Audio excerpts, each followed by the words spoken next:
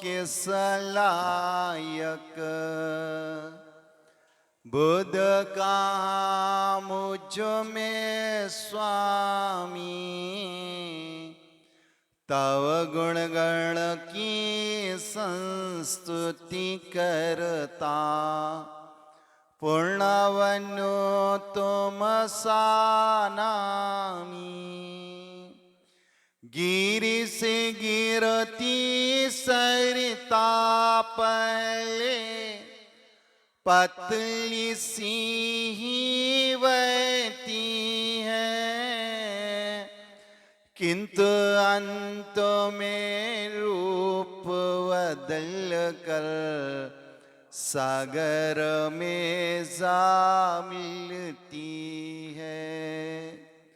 सारे सागराचार मम गुरु मधुर आभार, नमो विद्यासागर गौ भव सागर कर पार। जय बोलो देवादिदेव कज्जराट श्री मूल नायक पासनाथ भगवान की, वर्तमान शासन नायक महावीर भगवान की, संत श्रोमणी आचार्य गुरुवर श्री विद्यासागर जी मुनि महाराज की, ढाई दीप स्थित 3 कम 9 करोड़ मुनिराजों की, पर्वराज 10 लक्षण पर्व की। बोले परम पूज्य मुनिवर 108 सागर जी महाराज की, क्षुल्लक वैराग्य सागर जी महाराज की। पर्वों को हम 2 भागों में विभाजित कर सकते हैं, एक लौकिक पर्व, एक अलौकिक पर्व। लौकिक पर्व तन और मन रंजन के लिए मनाए जाते हैं, जबकि अलौकिक पर्व आत्म निरंजन के लिए मनाए जाते हैं। अलौकिक पर्वों को हम 3 भागों में विभाजित कर सकते हैं, एक घटना संबंधी, एक महापुरुष संबंधी, एक आत्मिक गुणों के विकास संबंधी।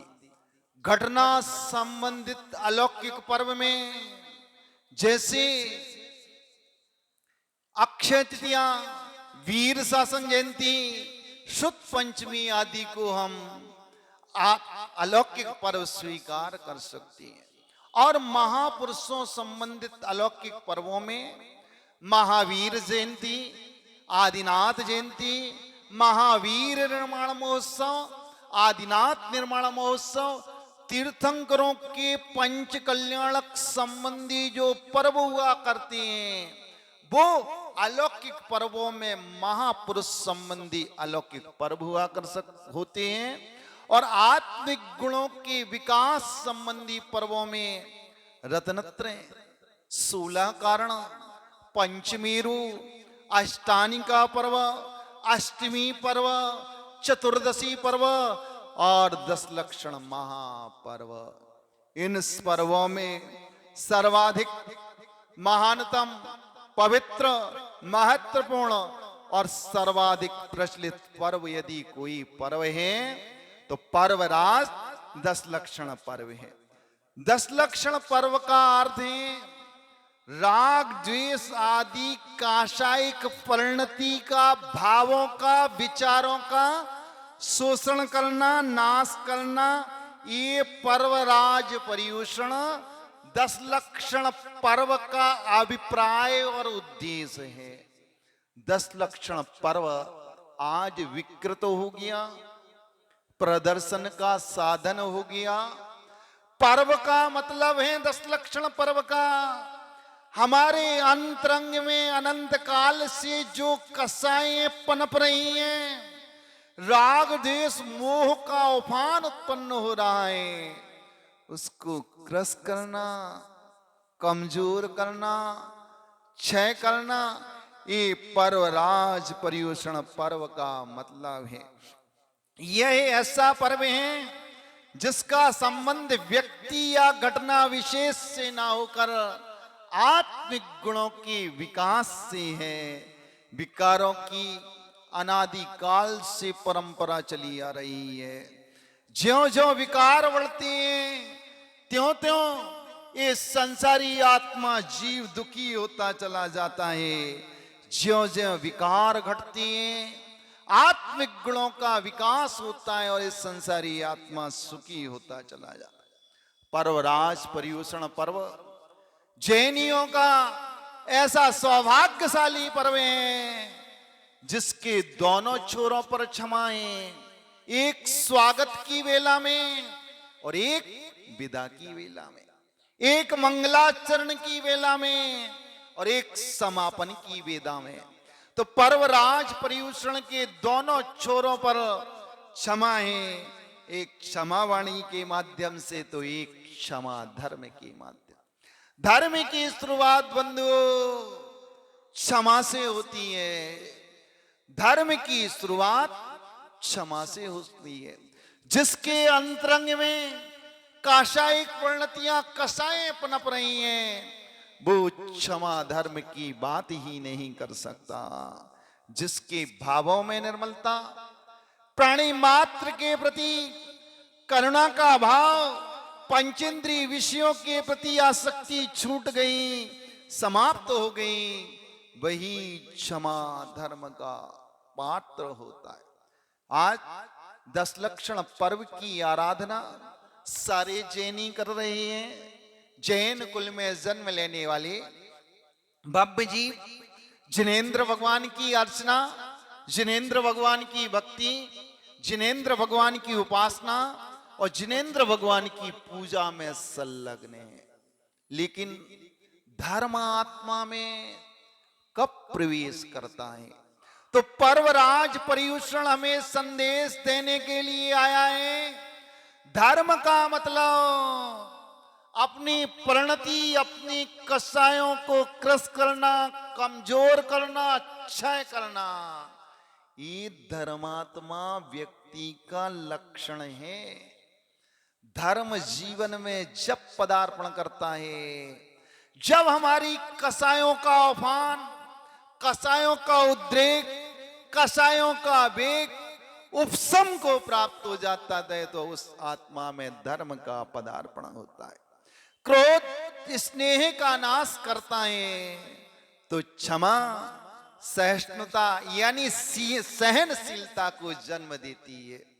10 लक्षण धर्म की आराधना चल रही है, लेकिन अपना अपना थर्मामीटर अपनी अपनी परिणति पर लगाना कि हमारा क्रोध हमारे स्नेह गुण को, वात्सल्य गुण को, आत्मी गुण को नाश कर रहा है या हमारा क्षमा स्वभाव, सहनशीलता मुझे श्रेष्ठ बना रहा है।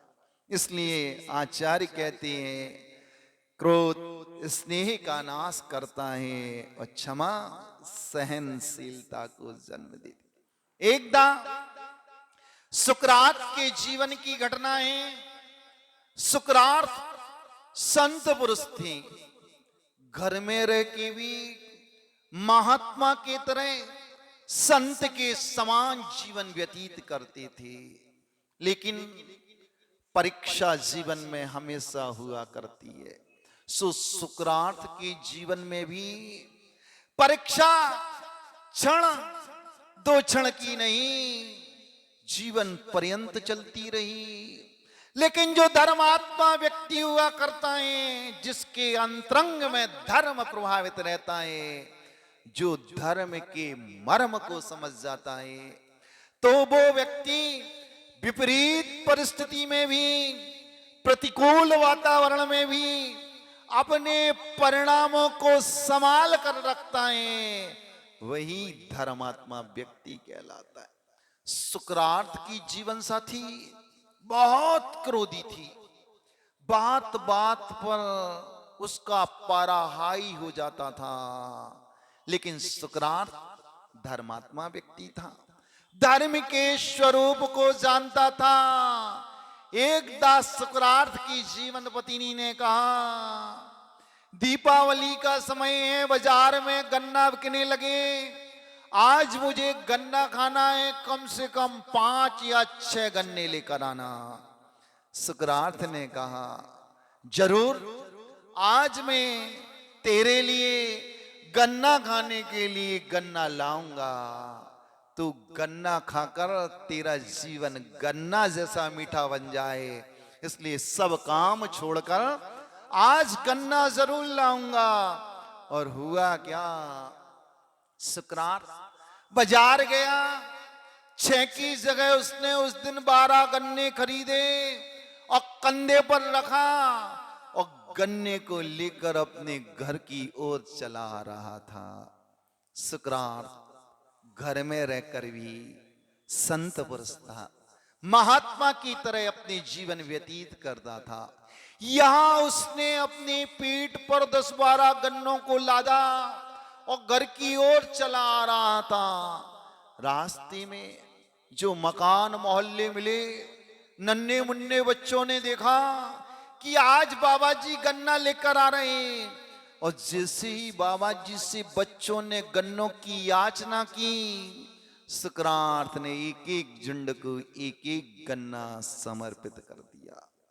घर पहुंचा, दरवाजा खटखटाया, जीवन साथी ने दरवाजा खोला और क्या देखता है, मैंने आज अपने जीवन साथी से गन्ने की याचना की थी कि 4, 5, 7, 8, 9, 10 गन्ने लेकर आना, और सुकरात आज सिर्फ एक गन्ना, वो भी 2 भी नहीं ला पाया। हम घर में 2 हैं। और जैसे ही सुकरात ने उसके हाथ में गन्ना दिया, उस गन्ना को लेकर उसने सुकरात की अपने जीवन साथी, अपने भर्ता, अपनी पति की पीठ में वो गन्ना जोर से दिया और आक्रोशित हो गई, बड़बड़ाने लगी। सुकरात से कहा, अरे मूर्ख, तू एक गन्ना लेकर आया है, जबकि घर में 2 व्यक्ति हैं। लेकिन सुकरात धर्मात्मा था, वो समझता था क्रोध स्नेह का नाश करता है और क्षमा सहनशीलता को जन्म देती है। जैसे ही उसने सुकरात की पीठ में गन्ना मारा, वो गन्ना 1 से 2 हो गया। सुकरात ने मुस्कुराते हुए कहा, अरे बावली, अधीर क्यों हो रही है? मैं 1 गन्ना लाया था, तेरी कृपा से गन्ना 2 हो गए। 1 गन्ना तू खा लेना और 1 गन्ना को मैं खा लूंगा। विषमता में समता की रणनीति अपनाए रखना, ये धर्मात्मा व्यक्ति का लक्षण है। प्रतिकूलताओं में, विभव परिणतियों में, जब हमारी आत्मा में क्रोध का अवसर प्राप्त हो, उस समय आत्मा में क्रोध रूप परिणति विचारधारा उत्पन्न नहीं होने देना, ये धर्मात्मा व्यक्ति का लक्षण है। धर्मात्मा व्यक्ति की तो पहचान प्रतिकूलताओं में हुआ करती है कि हमारी विभव परिणतियां यदि अंतरंग में प्रारंभ होती हैं तो बाहर का थोड़ा सा निमित्त मिलने पर कसाय उत्पन्न हो जाती हैं, क्रोध उत्पन्न हो जाता है। क्रोध मन की गंदगी है, जहां भी करेगी गंदा ही करेगी। क्षमा आत्मा का स्वभाव है, जहां भी रहेगा आनंद ही आनंद बरसेगा। विचार करना, दिन भर में, वर्ष में, प्रतिवर्ष में और पूरे जीवन में हम अपने स्वभाव में स्थिर कितने समय रह पाते हैं, विभाव में कितने लीन रहते हैं। लोग कहते हैं महाराज हम क्रोध करना नहीं चाहते, सामने वाला हमें क्रोध करा देता है। हम नहीं चाहते कि हमारी आत्मा में काषायिक परिणतियों का उफान आए, लेकिन क्या करें, ये मुझे क्रोध करा देती। ये सिर्फ बहाना है अपने क्रोध को सामने वाले के सामने प्रस्तुतिकरण करते समय बचने का मात्र एक बहाना है।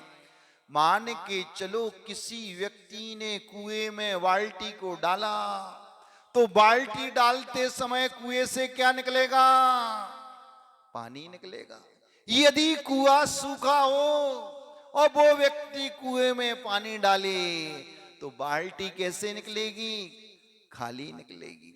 क्रोध, हमारी आत्मा में क्रोध का संस्कार जमा हुआ है, लेकिन मात्र एक छोटे से निमित्त को लेकर एक क्रोध कसाय उत्पन्न हो जाती है और हम अपने स्वभाव से विचलित हो जाते हैं।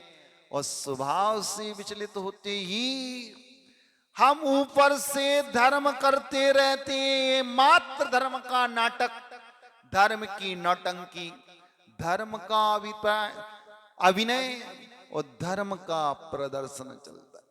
मंदिर में पूजा करने का नाम धर्म नहीं है। मंदिर में पूजा करने का नाम धर्म नहीं है। स्वाध्याय प्रवचन सुनने का नाम भी धर्म नहीं है। धर्म क्या है?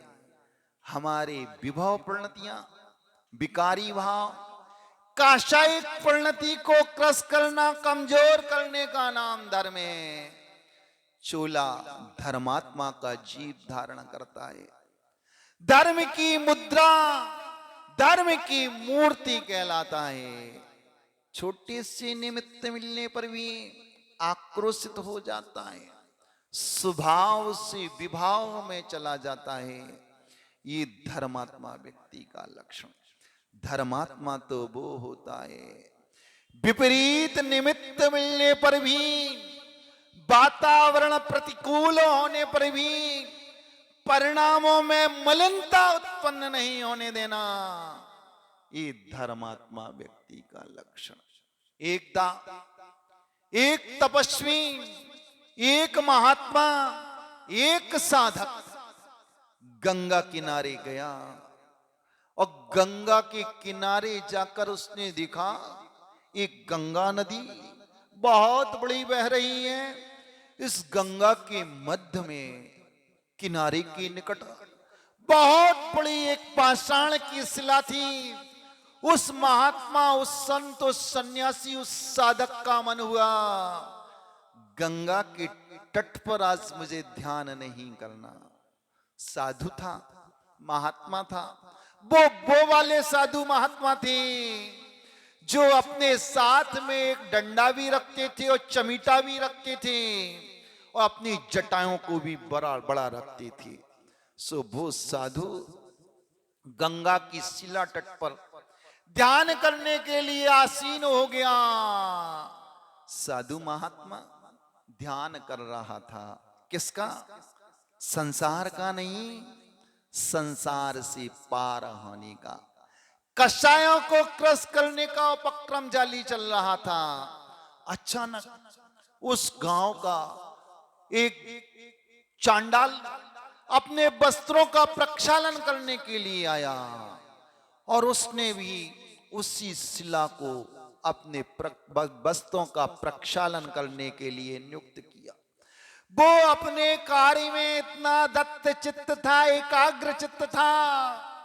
उसने जैसे ही अपने गट्ठर को अपने सिर पर लादा और शिला पर पटका और वस्त्र धोने का, वस्त्र के प्रक्षालन करने का, वस्त्र की मलिनता दूर करने का पुरुषार्थ प्रारंभ कर दिया। सावन सोड़ा आदि से जल में कूटना प्रारंभ कर दिया और अचानक उसे लगा ये वस्त्र बहुत मैला है। उसने यूं हाथ में लिया और वस्त्र को फटकारने लगा शिला पर। वस्त्र की फटकार के जो जलीय अंश के छींटे थे वो साधु महात्मा के शरीर पर गए। जैसे ही उस जल के छींटे उस साधु के देह पर गए, देह पर जल का स्पर्श होते ही साधु का ध्यान भंग हो गया, उपयोग विचलित हो गया।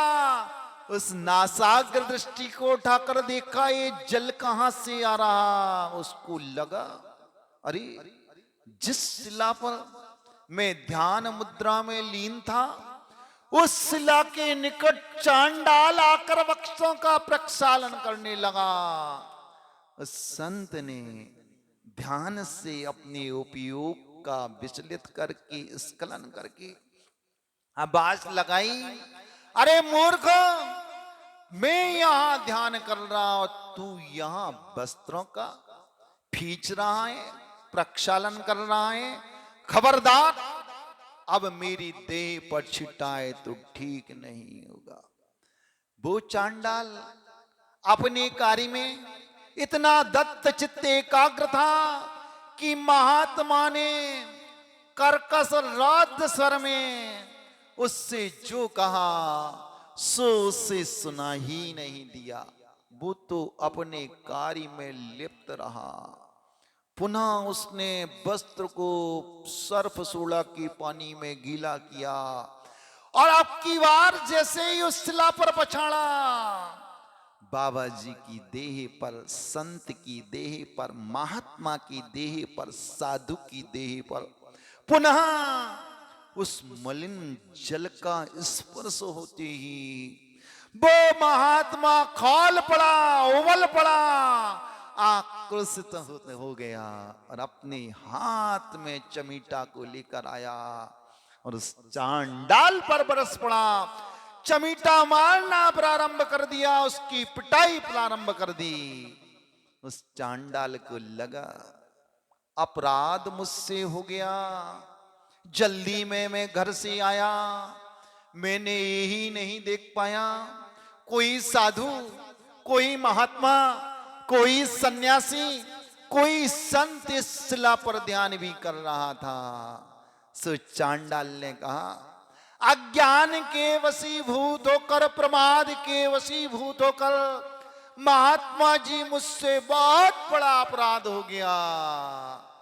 मैंने आपको शिला तट पर देख नहीं पाया, इसलिए आप क्षमा की साक्षात मूर्ति हैं, आप धर्मात्माएं और महात्माएं, मेरे इस अपराध को आप क्षमा कर दीजिए, मुझे अभय दान दीजिए। जैसे ही चांडाल के इन विनम्र नम्रता भरे शब्दों को सुनकर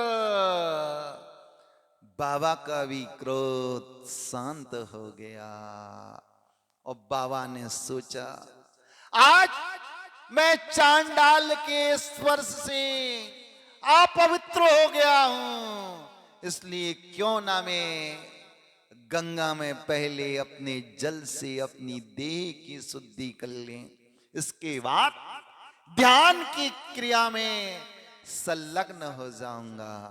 ऐसा सोचकर बाबा ने सबसे पहले अपने चमीटे को धोया, अपने वस्त्रों को धोया और गंगा में खूब डुबकी लगाई और वस्त्रों को बाहर फटकार कर निचोड़ कर अपनी देह पर धारण कर। इतने में उस धोबी ने भी अपने वस्त्रों की मलिनता, वस्त्रों की प्रक्षालन का कार्य छोड़कर गंगा में स्नान करने के लिए चला गया और गंगा में डूबकर खूब रगड़ रगड़ कर अपने शरीर का मलिनता को दूर किया।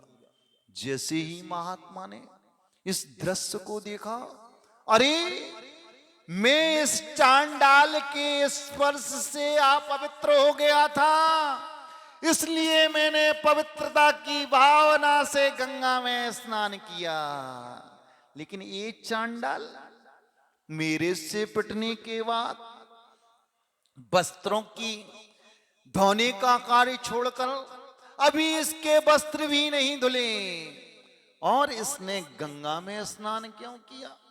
सो महात्मा उस शिला तट के किनारे आए और उस चांडाल से कहा, अरे मूर्ख, तेरे स्पर्श से मैं अपवित्र हो गया था, इसलिए मैंने पवित्रता की भावना से गंगा में स्नान किया। तू क्या मेरे स्पर्श से अपवित्र हो गया था, सो वस्त्रों का प्रक्षालन छोड़कर तूने गंगा में स्नान किया। सो चांडाल ने दोनों हाथ जोड़े, करांजलि अपने हाथ को सिर तक ले गया और कहा, महात्मा, आप तो पवित्रता की पावन पवित्र मूर्ति हो, आपके स्पर्श से मैं कैसे आप पवित्र हो सकता हूं। सिर्फ अंतर इतना है, आप साक्षात धर्म की जीवंत मूर्ति हो, धर्मात्मा हो, सन्यासी हो, बैरागी हो। क्रोध मान माया लोक को क्रस करने का आपका उपक्रम चल रहा है, इसलिए आप धर्मात्मा हो। लेकिन क्षमा करना, जिस समय अज्ञान के वशीभूत होकर मैंने आपको देख नहीं पाया और मैं वस्तु दोनों के क्रिया में संलग्न हो गया, प्रमाद योग से मुझसे अपराध हुआ था। लेकिन आप आक्रोशित हो गए, क्रोध आपके भीतर प्रवेश कर गया और आपने आपकी आत्मा में जब क्रोध ने प्रवेश किया तब आप महात्मा नहीं चांडाल बन गए थे। सो चांडाल ने मेरा उस समय स्पर्श किया, सो चांडाल की स्पर्श से मैं भी अपवित्र बन गया था, इसलिए मैंने पवित्रता की भावना से आज गंगा में स्नान किया। बंधु, ये क्रोध चांडाल से कम नहीं। क्षमा और क्रोध का संबंध तो जल और अग्नि की तरह है। जैसे जल से अग्नि शांत हो जाती है, वैसे ही क्षमा रूपी जल का योग मिलने पर क्रोध अग्नि शांत हो जाती है। बाबा जी को लगा कि वास्तव में मैं धर्म की मूर्ति नहीं हूं, धर्म की मूर्ति साक्षात धर्म तो इस चांडाल की आत्मा में जीवंत है, जीवित है। क्रोध के समय मैंने काशायिक परिणति के समय प्रतिकूल निमित्त मिलने पर जो क्रोध उत्पन्न किया, अपनी आत्मा को स्वभाव से विभाव के गर्त में ढकेल दिया, उसी समय इसका स्पर्श किया और आज इस चांडाल ने मेरी आंखों को खोल दिया। साधु का लक्षण, धर्मात्मा का लक्षण, वो श्रावक का भी लक्षण जो धर्मात्मा है। कोई तुमसे पापात्मा के दे तो अभी चीटा लग जाए, द्वंद हो जाए, लेकिन धर्मात्मा हो कि पापात्मा, ये विचार कर लो। पर्वराज परिभूषण संकेत देने के लिए आया है। धर्मात्मा वो है जो विपरीत वातावरण में भी, प्रतिकूल परिस्थिति में भी अपने स्वभाव से च्युत ना हो, विभाव में ना पहुंचे। संत भी छोटा सा निमित्त मिलने पर आक्रोशित हो गया, गाफिल हो गया, काशाय परिणति उसकी आत्मा में उत्पन्न हो गई और चांडाल को पीटना प्रारंभ कर दिया। ये तो मात्र एक रूपक है, उदाहरण है, दृष्टांत है, कथानक है।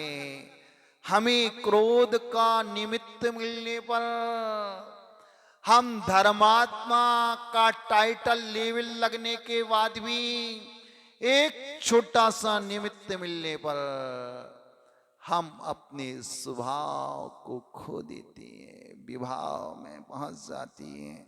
इसलिए बंधु, धर्मात्मा, धर्म करने का अवसर 10 दिन मिला है, भले ही तुम भदैया हो या सदैया हो या लड़ैया हो। पुजारी 3 प्रकार के होते हैं, एक भदैया, एक सदैया और एक लड़ैया। एक वे जो 10 दिन धर्म करते हैं, मात्र भाद पक्ष में, भादों के अंतिम दिन पहला पखवाड़ा व्यतीत हो गया, दूसरा पखवाड़े के 5 दिन भी व्यतीत हो गए। मात्र वो जो लोग 10 दिन 365 दिन में 355 दिन उन्हें कोई कुछ धर्म से कोई लेन देन नहीं, पाप की क्रिया में संलग्न है, मात्र 10 दिन जिलालय में आकर जिनेंद्र भगवान की उपासना करती हैं, वो भदैया कहलाती है। और जो प्रतिदिन जिनालय में जाकर भगवान की पूजा अर्चना उपासना करती हैं वो सदैया कहलाती हैं। और जो मंदिर में किलकिल करने के लिए लड़ने के लिए आती हैं वे लड़ैया कहलाती हैं। ऐसे लोगों का कभी भी कल्याण नहीं होगा।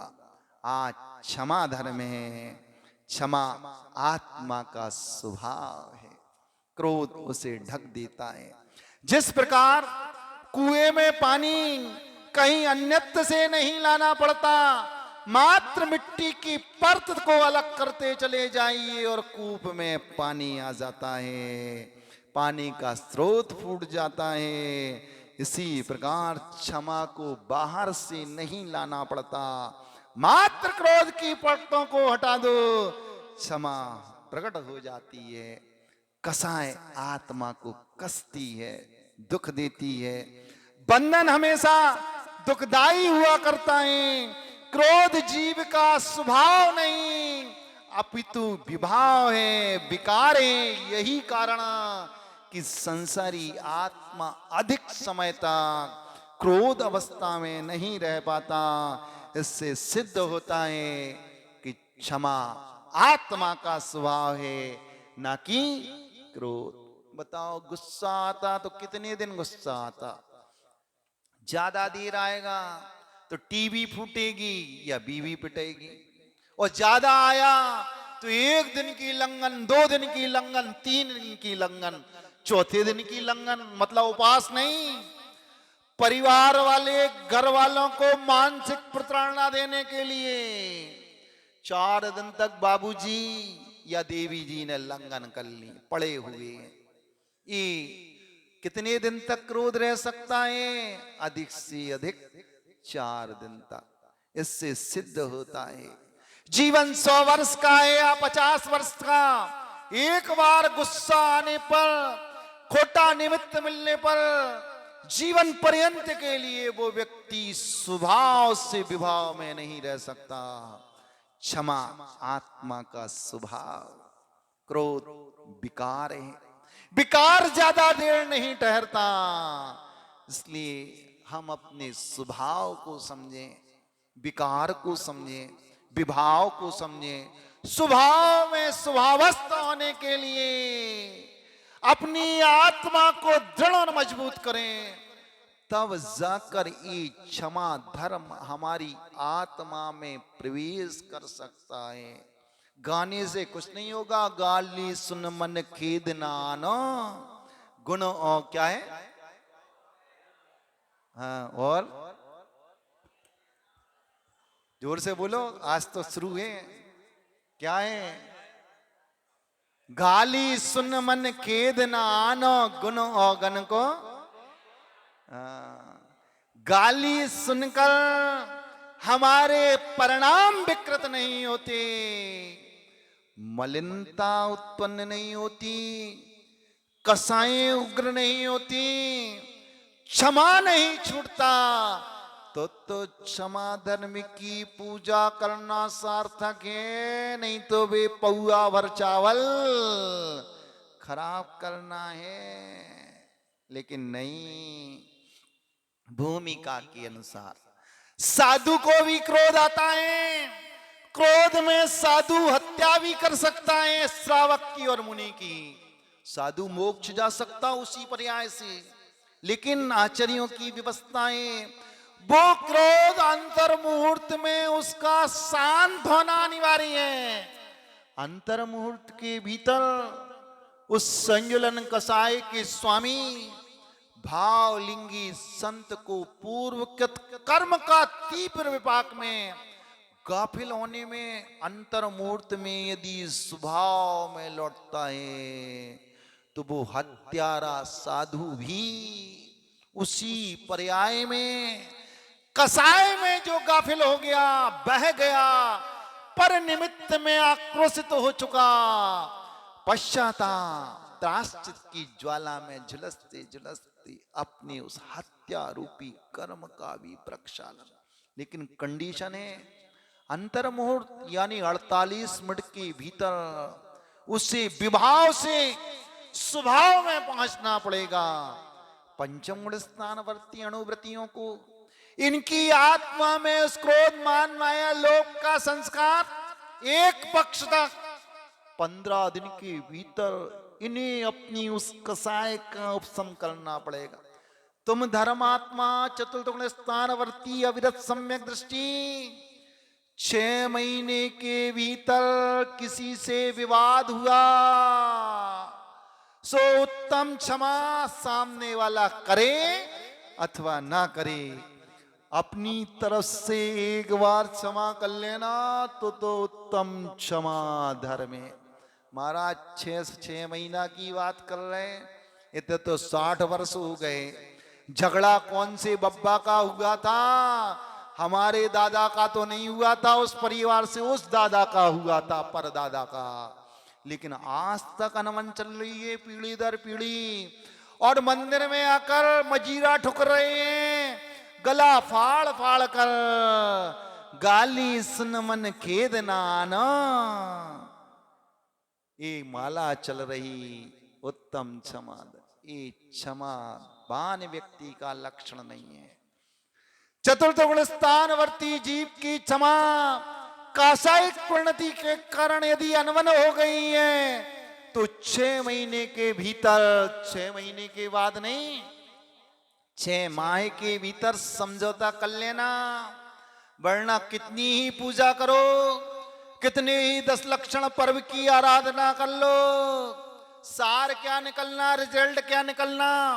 सुन्न बटे सुन, सब बेकार।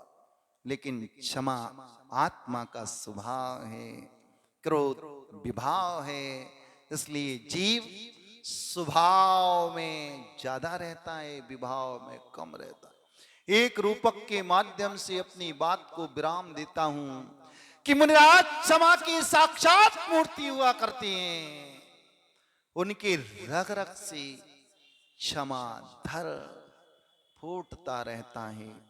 क्षमा की अनुभूति स्वभाव में विचरण चलता है। एकदा एक युवा मुनिराज एक राजा के उद्यान में पहुंचे। राज उद्यान में पहुंचकर आत्म साधना में संलग्न हो गई, ध्यान मुद्रा में लीन हो गई। क्षमा धर्म का अभ्यास चल रहा है, कसायों को जीतने की प्रक्रिया जारी है। विपरीत वातावरण में, प्रतिकूल परिस्थिति में भी, खोटा निमित्त मिलने पर भी कसायों को उग्र नहीं होने देना। कसायों का क्रस करने का उपक्रम संत के जीवन में जीवन पर्यंत चलता है। वो युवा मुनिराज सम्राट के उद्यान में पहुंचा और उद्यान में पहुंचकर एक वृक्ष के नीचे प्रक्रिया जारी है कसायों का कमजोर और क्षय करने की। बाहर से मुद्रा सौम्य है, अंतरंग में प्रसन्नता है, कसायों के उफान का उपशन चल रहा है। विभव परिणतियां विकारी भावों को उस आत्मा में स्थान नहीं दिया जा रहा, मात्र वो संत स्वभाव में जी रहा है, प्रभाव में नहीं उलझ रहा। आकर्षण के साधनों से दूर होकर उस उद्यान में आत्मा की उपासना और आत्मा की साधना, कसायों को कमजोर करने की प्रक्रिया जारी है। सम्राट प्रतिदिन उस उद्यान में आकर अपनी जीवन साथियों के साथ तन और मन का रंजन करता था। मनोरंजन के लिए उस उद्यान में अपने सैकड़ों जीवन साथियों के साथ आता, उनके साथ उनके बीच में रहकर उन बापिकाओं में जल कीड़ा करता और एंजॉय करता, मनोरंजन करता। अचानक एक दिन राजा अपनी जीवन साथियों के बीच में उन पंचेंद्रीय विषय भोगों के भोग को भोगते भोगते एंजॉय करते करते उसका शरीर शिथिल पड़ गया, देह में थकान की अनुभूति होने लगी। सो राजा उस उद्यान के केली गृह में जाकर लेटा और लेटते ही उसकी निद्रा लग गई। जैसे ही सम्राट की निद्रा लगी, सारी जीवन साथियों ने विचार किया, स्वामी के शरीर में आज थकावट है, लेटते ही इनकी आंख निद्रा लग गई।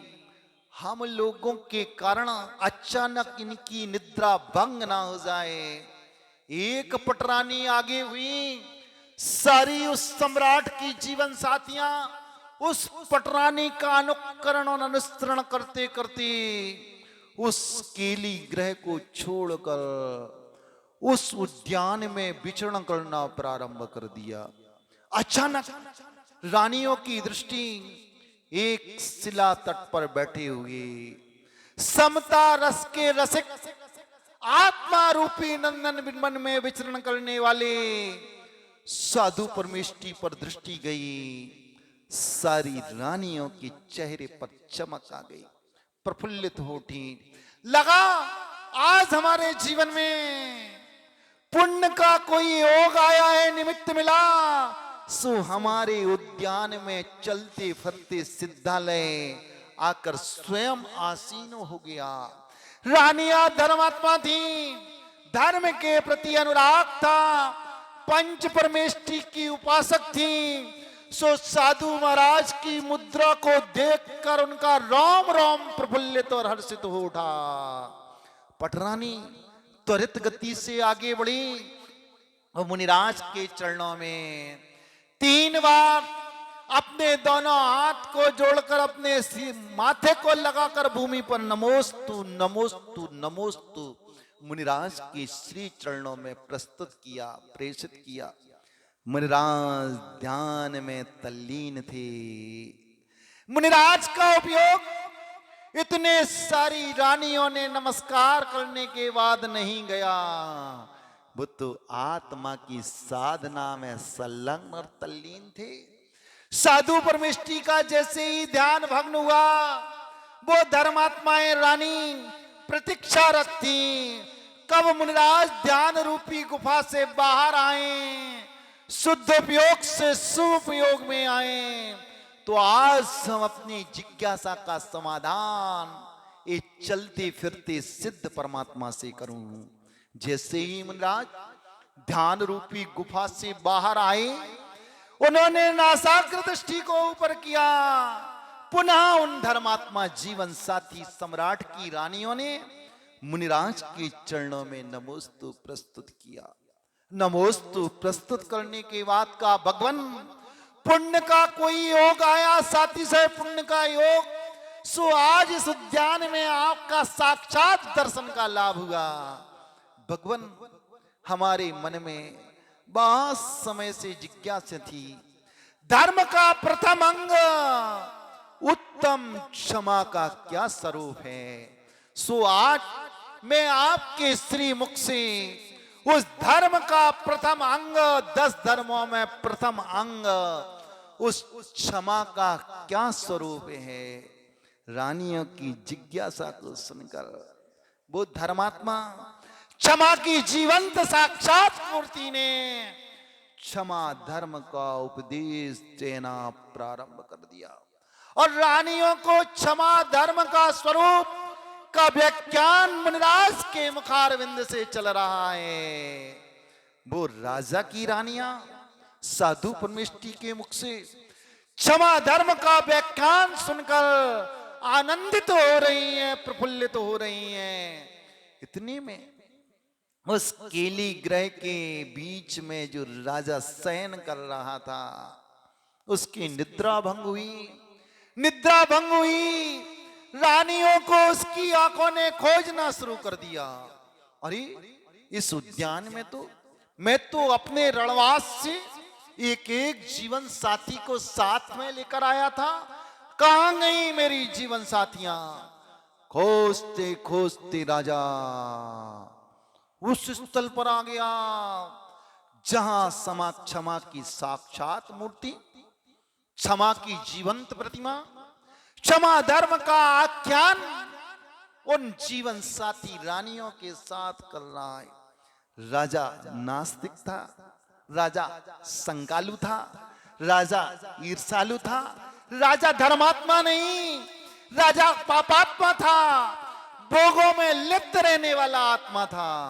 अचानक क्या देखता है, एक नग्न आदमी, एक नग्न पुरुष मेरी जीवन साथियों से हंस हंस कर कोई उपहास कर रहा है। राजा क्रोधी स्वभाव का, व्यक्तित्व का धनी था।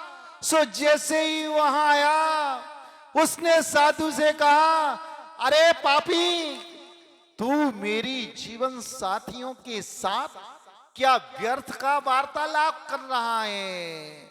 सो मुनिराज ने कहा, राजन, मैं तुम्हारी जीवन साथियों के साथ व्यर्थ का चर्चा नहीं कर रहा।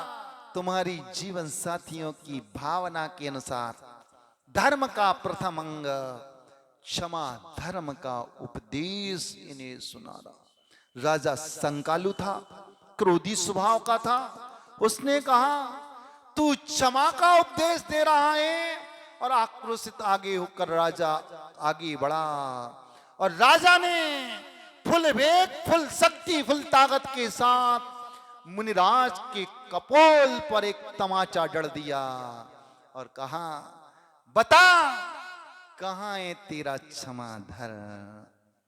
मुनिराज ने उस ताड़ना, उस आक्रोशित क्रोधित राजा के द्वारा उस ताड़ना परिचय को वैसे सहन कर गए जैसे गर्म तवा पर जल की बूंद गिरते ही शुष्क हो जाती है।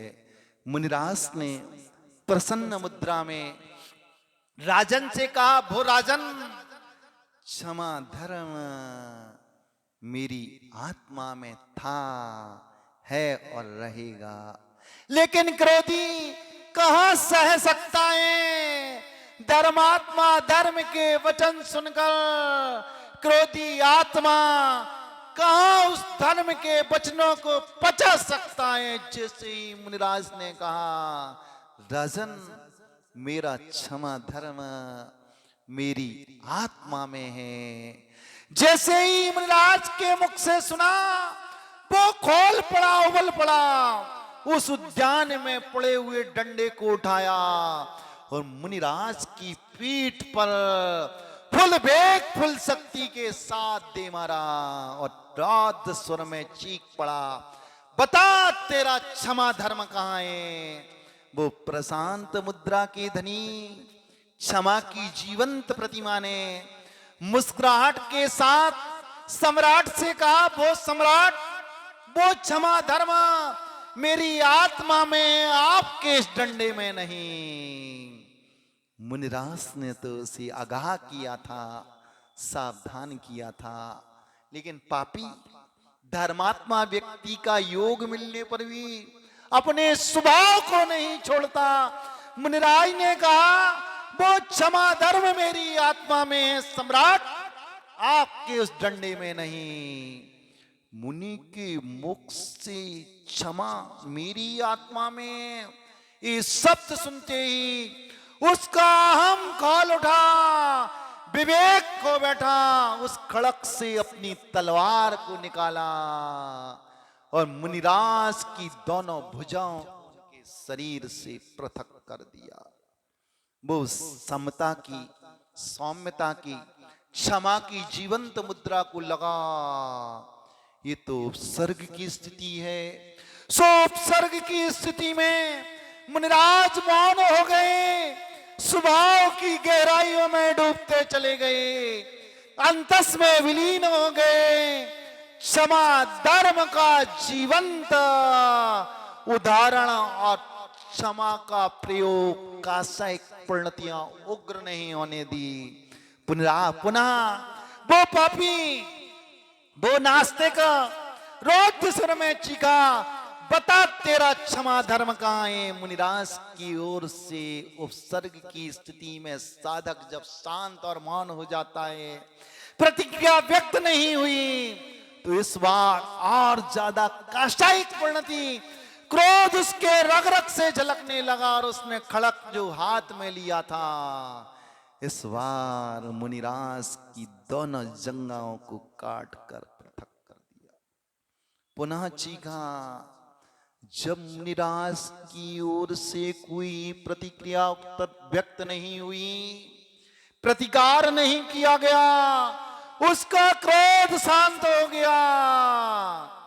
जैसे ही उसका क्रोध शांत हुआ, उसकी आत्मा, उसका हृदय, उस क्षमा की सौम्य मूर्ति, उनके ललाट पर कोई भी विषाद की रेखा नहीं थी, खेद नहीं झलक रहा था। शरीर से दोनों हाथ पृथक वसुधा पर समर्पित कर दिए, दोनों जंघाओं को काट दिया। मुनिराज का शरीर शिला पर टिक गया, लेकिन ललाट पर, उनके चेहरे पर कोई विषाद नजर नहीं आया, कोई खेद नजर नहीं आया, कोई वेदना व्यक्त नजर नहीं आई। इस सौम्य मूर्ति की उस सौम्य मुद्रा को देखकर उस पापी का हम गलना प्रारंभ हो गया। राजा रो पड़ा, उसके अंतस से, उसकी आंखों से नीर बहना प्रारंभ हो गया।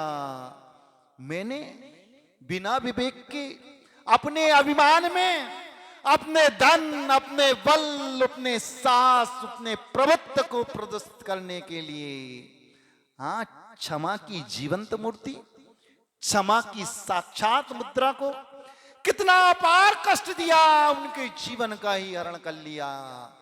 धिक्कार है मुझ पापी को। क्षमा की जीवंत मूर्ति मिलने पर भी मैं क्रोध की अग्नि में जलता रहा, उलझता रहा, और क्रोध ने मेरे विवेक को चाट लिया। अब मैं अपने उस कृत्य का पश्चाताप, प्रायश्चित, अपराध बोध इनके श्री चरणों में करता हूं।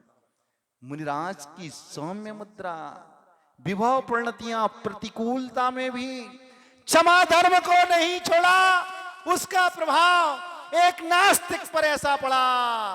उस नास्तिक ने देखा, वास्तव में क्षमा आत्मा का धर्म है, क्रोध क्षमा स्वभाव है, क्रोध विभाव है, विकार है, उन्माद है। एक बुखार की तरह ये बुखार चढ़ा और उतर गया। ये तो दीपक के समान है, दीपक जला, वो भभक कर बुझ गया। अब मैं इनके चरणों में अपने पापों का प्रायश्चित करूंगा। आत्मग्लानि उत्पन्न हो गई, धर्म उसकी आत्मा में प्रवेश करने लगा। राजा की आंखों से आंसू बह रहा है, पश्चाताप की ज्वाला में झुलस रहा है, आत्मालोचन, आत्मनिंदा करना एक क्षमा की साक्षात जीवंत मूर्ति के सामने, चेतन मूर्ति के सामने अपने कृत्य की आलोचना कर रहा। उस सम्राट विचार कर रहा, आलोचना से काम नहीं चलेगा, आत्मनिंदा से काम नहीं चलेगा। अपराध तो मैंने काशाई की तीव्रता में, क्रोध की तीव्रता में कर लिया। इस दुष्कृत्य का प्रायश्चित वही होगा। आज से मैंने इस क्षमा की मूर्ति को इन चर्म चक्षुओं से नहीं, ज्ञान चक्षुओं से अनुभूत कर लिया। तो क्यों ना मैं क्षमा धर्म का उपासक बन जाऊं। मुनिराज के चरणों में आत्मालोचना, आत्मनिंदा, आत्मगरहा और प्रायश्चित से उसका हृदय भर गया और वैराग्य की भावना उस नास्तिक की आत्मा में उत्पन्न हो गई। मुनिराज के श्री चरणों में केस लांच करके वो नास्तिक, वो क्रोधी क्षमा की साक्षात जीवंत मूर्ति बन गया। ये है उत्तम क्षमा धर्म। जिस दिन ये धर्म, ऐसा विचार, ऐसा परिणाम, ऐसी कसायों को क्रश करने का उपक्रम हमारी आत्मा में प्रारंभ हो जाएगा, उस दिन धर्म का भी हमारी आत्मा में प्रवेश हो जाएगा। विचार करना, कितने वसंत हमने अपने जीवन के व्यतीत कर दिए। क्या क्रोध का निमित्त मिलने पर मैं स्वभाव में स्वभावस्थ रहा कि क्रोध का निमित्त मिलने पर मैं और ज्यादा क्रोधित हो गया। यदि क्रोध का निमित्त, क्रोध का योग मिलने पर मैंने अपने परिणामों को बिगाड़ लिया, परिणामों में कसायों को उग्रता दे दी। सो मैं धर्मात्मा नहीं हूं। धर्मात्मा व्यक्ति तो विपरीत परिस्थिति में भी, विपरीत वातावरण में भी, प्रतिकूल वातावरण में भी अपने परिणामों में मलिनता उत्पन्न नहीं होने देना। ये धर्म का प्रथम अंग उत्तम क्षमा धर्म। एक क्षमा की साक्षात मूर्ति ने एक पापात्मा को धर्मात्मा बना दिया। वो कर्म का योग था कि साधु के जीवन में पूर्वकृत असाता वेदनी कर्म का उदय आया। सो एक निमित्त के माध्यम से वो कर्म असाता का निकला, लेकिन समता के साथ साधु ने सहन किया और अपनी आत्मा का कल्याण कर लिया। लेकिन उस क्षमा की जीवंत मूर्ति ने एक पापात्मा को भी धर्मात्मा बना दिया। आज हम धर्म के आयतनों के निकट पहुंचकर भी कासायिक परिणति करते हैं, क्रोध करते हैं, मायाचारी करते हैं, लोभ में फंसते चले जाते हैं और कहते हैं हम धर्मात्मा हैं। अरे तुम धर्मात्मा नहीं, पापात्मा हो।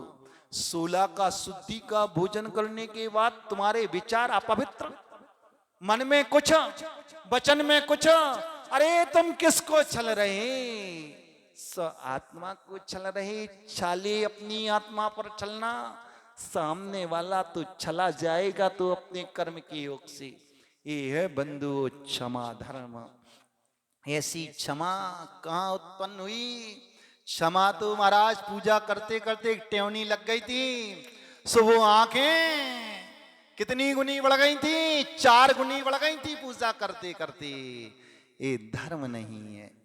प्रतिकूल परिस्थिति में भी अपने परिणामों में मलिनता उत्पन्न नहीं होने देने का नाम उत्तम क्षमा धर्म है। किसी ने कुछ कहा, हम भी आक्रोशित हो गए, हम भी दुखी हो गए और हम उससे ज्यादा कसाय कर बैठे। ये धर्मात्मा व्यक्ति का लक्षण नहीं है, धर्म के ठेकेदारों का लक्षण नहीं है। धर्म के ठेकेदार धर्मात्मा व्यक्ति तो किस लिए धर्मात्मा बने? अनंत काल से जो कसाय करते चले आ रहे, उन कसायों को ढीला कमजोर करने का नाम धर्म है। ईंट का जवाब पत्थर से देने का नाम धर्म नहीं है। धर्मात्मा व्यक्ति तो बहुत है। धर्मात्मा तो छोड़ो, भद्द मिथ्या दृष्टि जीव भी जो 6 महीने 8 समय में कितने जीव पता है? कितने जीव?